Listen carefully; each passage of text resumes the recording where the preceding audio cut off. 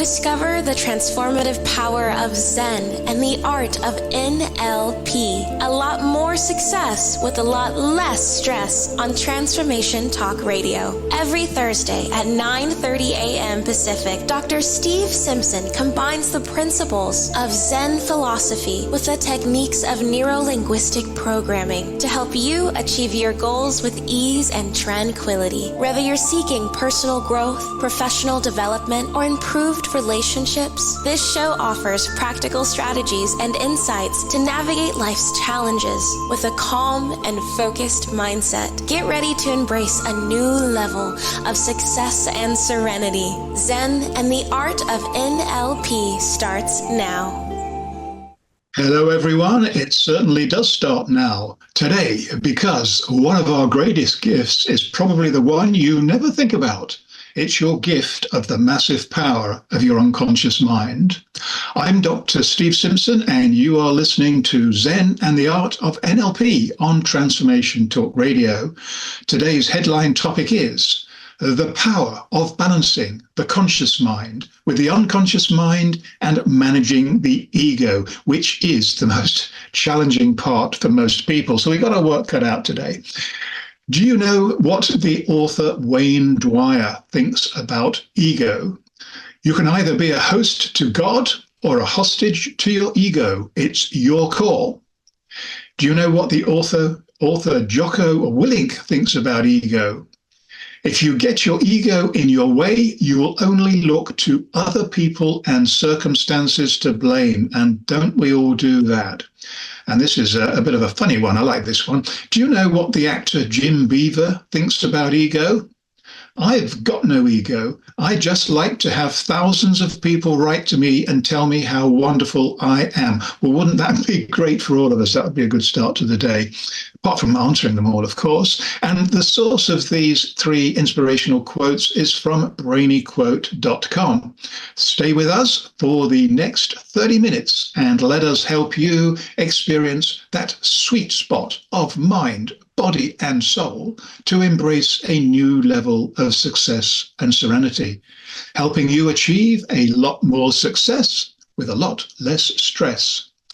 Today, the focus is on learning how to balance the conflicting demands of your unconscious mind, conscious mind, and ego, and then manifest abundant health, wealth, and happiness in all their forms, because it's all about balance. In size and performance, as we've said before, the unconscious mind is vastly more powerful than the conscious mind. The problem is that the conscious mind, particularly the ego, cannot accept its dominance. This is the challenge that we will embrace today because we're up for it. When embraced, it can be a challenge that can open the doors to enormous benefits. It's a powerful tool for creating new ideas, achieving goals, and improving mental well-being. In a previous episode, we started this journey of discovery, and we'll dive deeper today to find more answers, and there's plenty more dives to come, I promise you. Please post your questions and comments, and I'll do my best to answer them in the final part of the show. You can also call in live on our live call-in number, 1-800-930-2819. If you feel frustrated because you don't seem to achieve what you deserve from life when others do, the chances are that you've forgotten how to balance the conflicting demands of your unconscious mind, your conscious mind, and ego. That's what this program's all about. And step one to fix this is understanding the roles that the unconscious mind, the conscious mind, and the ego play in your life. The conscious mind is like a torch or a film projector. It highlights your thoughts and feelings, allowing you to experience the world around you and interact with it purposefully. Here's a breakdown of some critical functions of the conscious mind, and you probably know most of these already. Information is processed and only processed through your five senses: sight, sound, smell, taste, and touch. What we see, what we hear, what we feel, what we smell, and what we taste. And why it does this is categorizing what's essential and what's not. It'd be great if it got that right all the time, and it doesn't. The conscious mind helps you to make choices and solve problems based on the information it receives. It allows you to weigh options, to analyze situations logically and reach a reasoned conclusion. And while these are valuable benefits, it's crucial to understand that the conscious mind has limitations. Not least, it can only hold a small amount of information. Some experts say only 7 thoughts at a time, and therefore poor decisions and poor, especially multitasking. However, by contrast, the unconscious mind is a vast library that stores things outside our conscious awareness, and these are some of its functions. The unconscious mind holds on to feelings, thoughts, and memories that we're unaware of. This could be because they're unpleasant or disturbing, or simply because we haven't accessed them in a long time. Even though we weren't aware of it, the unconscious mind, however, always works in the background, and it influences our behavior more than we realize. Our past experiences and hidden emotions can shape our choices without realizing them. The unconscious mind is the source of our creative ideas, including our intuition and our flashes of inspiration. The unconscious mind is home to automatic and instinctive processes like riding a bike or reacting with fear in a dangerous situation. Although we still know little about the unconscious mind, it's a fascinating concept that helps explain how our minds work in mysterious and powerful ways. Finally, the ego.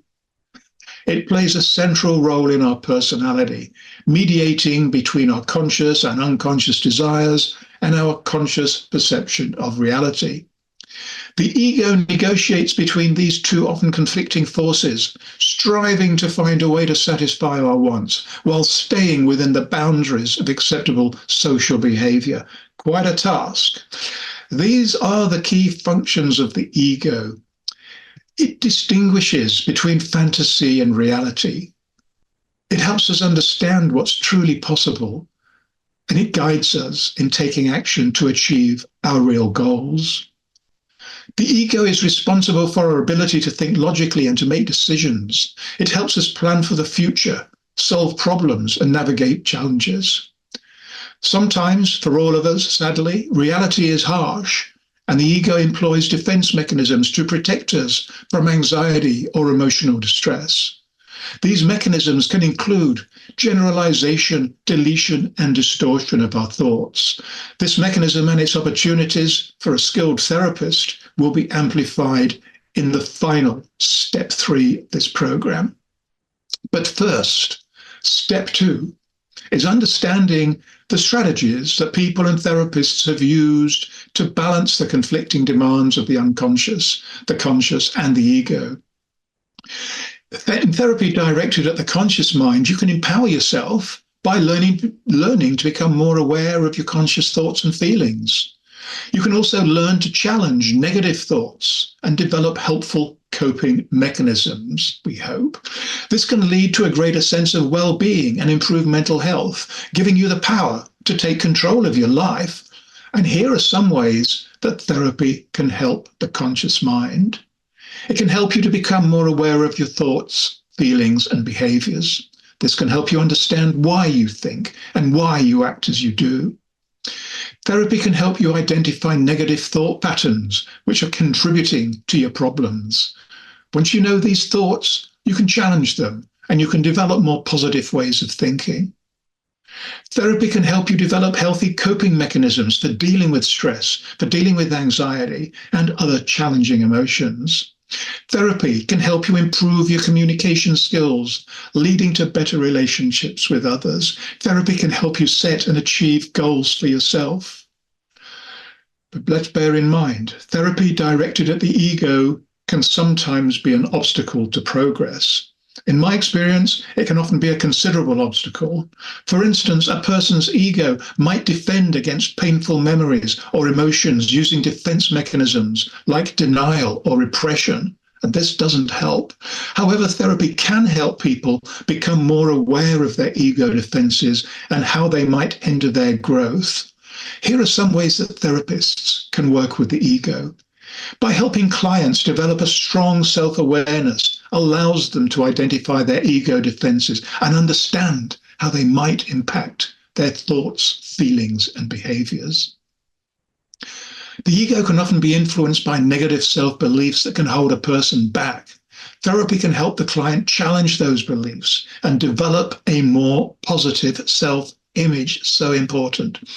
The ego is responsible for developing coping mechanisms to deal with stress and to deal with difficult emotions, not to hide them. Therapy can help the client identify unhealthy coping mechanisms and create healthier ones. So in summary, therapy directed at the conscious mind and the ego in particular will only achieve limited success. When a wound is bleeding, you employ a band-aid or some other kind of dressing. It stops the bleeding, yes, but does nothing to fix the underlying problem. In contrast, NLP focuses on the unconscious mind, and I think we say that in every episode somewhere, because this is where the opportunities for change are massively great. The strategies that people and therapists have used when addressing the unconscious mind, well, they'll be covered in step 3, and we're not quite there yet. But to remind you now, you're listening to Zen and the Art of NLP with Dr. Steve Simpson. We're going to take a swift break, but before we do that, take a moment to think about these 3 questions. This is your homework now. What is the one thing that you desire the most, What's the one thing that's stopping you from achieving it? Important to know that. You've probably heard these 2 before, and this is the 3rd and final one. What's the one thing that you want to share with others? That's a bit of a curious one. Give that one some thought, but it's worth it, because when you share with others, you raise your frequency, you raise their frequency, and you raise the frequency of the universe. Stand back. That's going to resonate with somebody, plenty of people around the world. When we return, step 3 is to learn how NLP can help balance the conflicting demands of your unconscious mind, conscious mind, and ego by mobilizing the creative power of the unconscious mind and releasing its transformational power. That sounds complicated, but trust me, this is a lot easier than it might sound. Stay tuned. We'll be right back, helping you achieve a lot more success with a lot less stress, because that's what we're here for.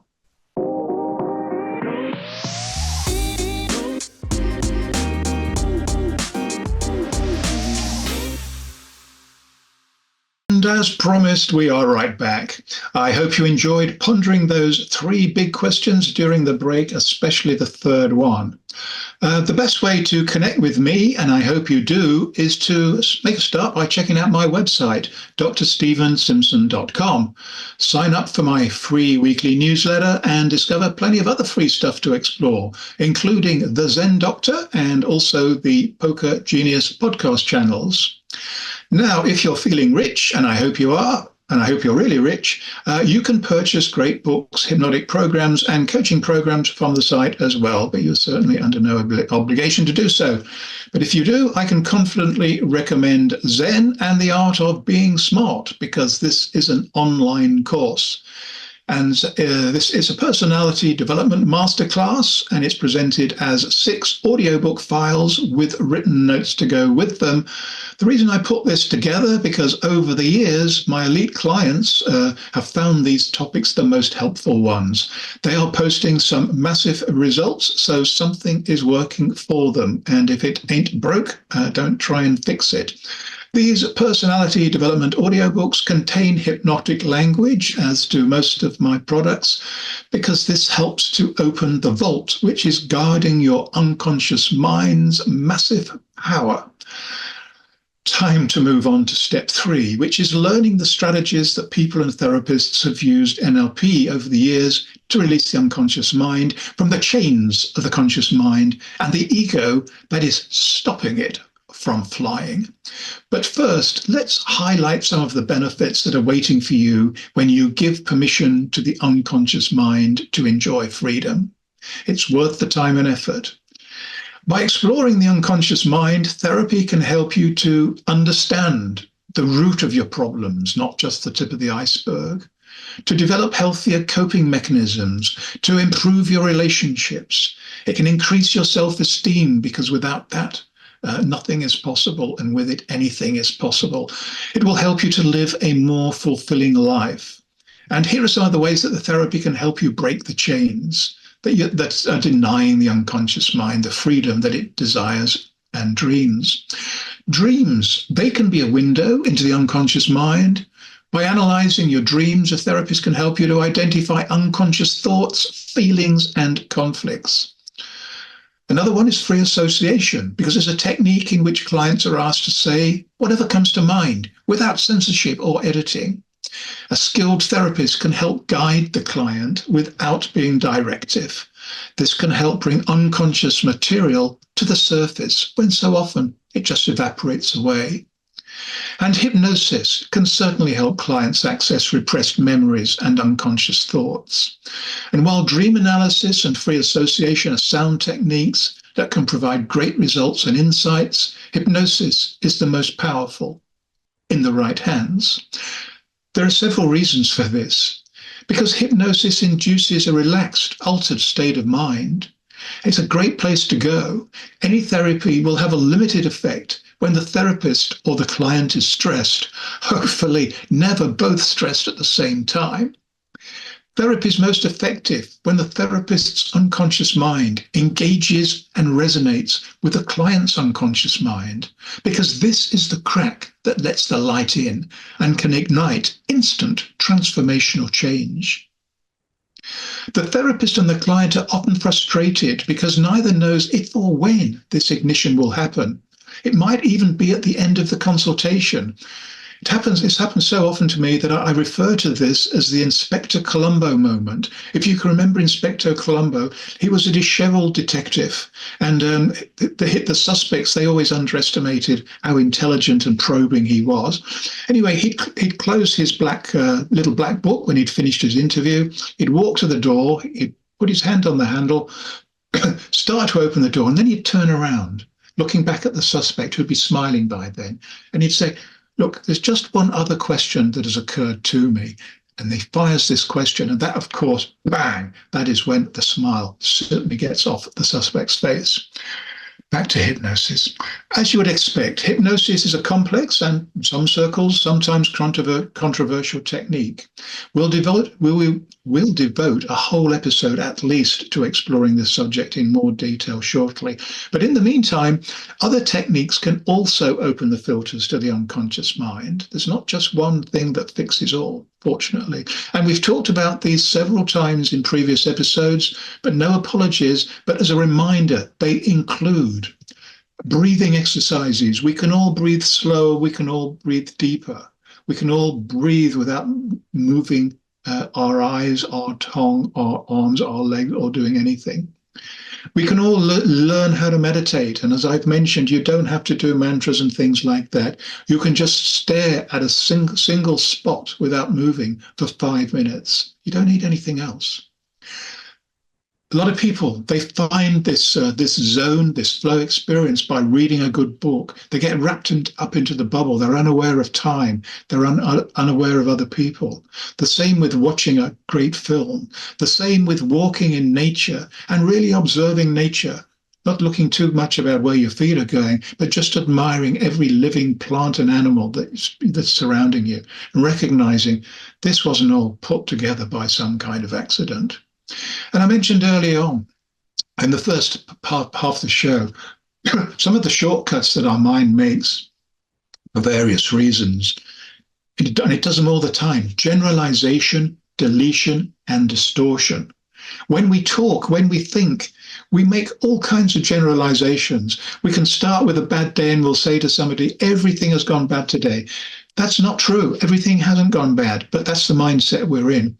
There's a lot of stuff we don't think is important, so we just delete that. We wipe that one out. Well, most of the times that's right, but sometimes we end up wiping stuff that's actually the most valuable. And then, of course, we distort everything because we've all got our own personal biases. It's the way we've been brought up, the countries we've been brought up. It's everything. Every single person on this planet has their own distortion. I guess that's what being individuals about. And the more you practice spending quality time with your unconscious mind, the easier it will be to unveil its oblique secrets. Now, we've got a few questions that have come in. I don't quite know how many of these we're going to get around to, but we'll give it a go. Philippa from Inverness wants to know, is there a difference between thinking and knowing? I think there might be, but here we are. We're in the problems of language again, ambiguity. What you think is thinking and what I think is thinking and what everybody else thinks is thinking is going to be very different. And it's the same with knowing. So I'm recognizing that up front. So I'm now giving you my distorted, deleted and generalized views on the difference. To me, thinking is stuff that goes on in the conscious mind, which can be helpful. But it's not perfect, and it's certainly fairly limited bandwidth. Knowing to me takes place in a different part of my body. It might, it could be my unconscious mind, but I often feel it in my heart or sometimes in my gut. And sometimes I might get goosebumps somewhere else. And when I know something like that, I really know it. Even if it's something that's going to happen in the future, I just know with a certainty that that this is the real truth. Hope I answered that without too much of my own distortions. Romeo from Dallas wants to know, what happens to the brain's functions after injury? Well, injury is a terrible thing, but it's very interesting to see what happens. If somebody has a stroke, for instance, it's a little bit of a while since I treated people with strokes, but let's say there's a stroke in the left side of the brain, then the right side of their body will suffer some degree of weakness or paralysis. And again, if a stroke happens on, I can't remember which side this is, but if we know, let's say it's the right, if we know that if somebody's got a right-sided stroke, that's where the speech center is, and there may be some slurring or problems with speech. And another interesting thing, and actually quite important for people to know about, is if somebody has lived a very normal, very normal, law-abiding life and suddenly starts acting in very unusual ways, aggressive, using bad language, all the rest of it, it's worth thinking about a scan, because some people, when they've had a scan, they're shown there's an early sign of a brain tumor or something going on in their frontal lobes, which is the part of the brain where some of these sort of primitive emotions are dealt with. And anyway, moving on to one more question I think we have. Simon from Toronto wants to know, I always have this nagging voice in my head, don't we all? Do you have any advice? My advice would be, tell it to go away. And I know that sounds very trite, but imagine this voice is on your hand, and you can use your brain to kind of shrink this one down and turn down the voice and speak in a kind of a pinky perky voice. You stupid idiot! Why do you always do this? And again, just by making people laugh, laughter is therapy. Now it's time for the Zen and the Art of NLP top tip of the week. We've been talking about hypnosis. Hypnosis induces a relaxed, altered state of mind. Any therapy will have a limited effect when the therapist or the client is stressed. Listening to audiobooks or guided meditations will help you find the sweet spot of mind, body, and soul. And you can find these guided meditations anywhere, YouTube, all those places. So that can definitely help us. Thanks for joining us today. We have got a great program lined up for you on the same day and at the same time and at the same place next week. We'll be there, and I hope you will be. And invite all your friends and family and everybody else too, even strangely enough, the people you don't like. Who knows? You might even get to enjoy them. It could just be your personal bias. So let's all raise the vibration of our world to a higher frequency, because it certainly needs it. Finally, don't forget, please, to check out my website, drstevensimpson.com, sign up for my free weekly newsletter, and discover plenty of other great stuff too. Thanks for being with us today. I hope you enjoyed the subjects we were talking about. Goodbye for now. You have been listening to the Zen and Art of NLP. A lot more success with a lot less stress. Tune in every Thursday at 9:30 a.m. Pacific on Transformation Talk Radio as we dive into the depths of your unconscious mind and awaken your intuition, unlocking hidden talents and supercharging your personal and professional relationships. Continue embarking on a stress-free journey towards unparalleled success by subscribing to future episodes and stay updated on the latest content. Easily share these captivating shows with your loved ones and create meaningful connections. Book a personal session with Dr. Steve Simpson to delve deeper into the topics that resonate with you. You can visit his website at drstevensimpson.com.